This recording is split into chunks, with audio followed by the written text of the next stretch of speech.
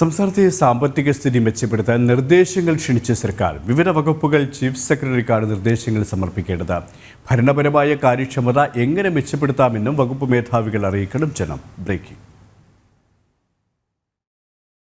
അതിരൂക്ഷമായ സാമ്പത്തിക പ്രതിസന്ധിയിലൂടെയാണ് കേരളം കടന്നുപോകുന്നത്.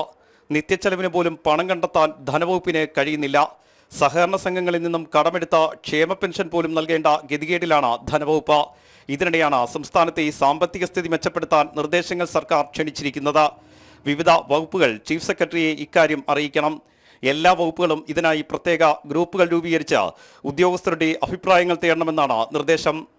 ഇതിനൊപ്പം ഭരണപരമായ കാര്യക്ഷമത എങ്ങനെ മെച്ചപ്പെടുത്താമെന്നും വകുപ്പ് മേധാവികൾ ചീഫ് സെക്രട്ടറിയെ അറിയിക്കണം. സാമ്പത്തിക സ്ഥിതി മെച്ചപ്പെടുത്താൻ പുതിയ ആശയങ്ങളുണ്ടെങ്കിൽ അതും ഉദ്യോഗസ്ഥർക്ക് സർക്കാരിനെ അറിയിക്കാം.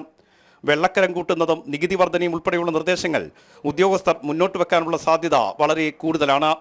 സാമ്പത്തിക പ്രതിസന്ധി മറികടക്കാൻ സാധാരണക്കാരെ പിഴിയാനുള്ള നിർദ്ദേശങ്ങൾ ഉണ്ടാകുമോ എന്നാണ് ഇനി അറിയേണ്ടത്. പിടിച്ചു നിൽക്കാൻ എല്ലാ മാർഗങ്ങളും പയറ്റുന്ന സർക്കാർ ഇത്തരം നടപടികളിലേക്ക് തന്നെ ഇനി കടന്നേക്കാം.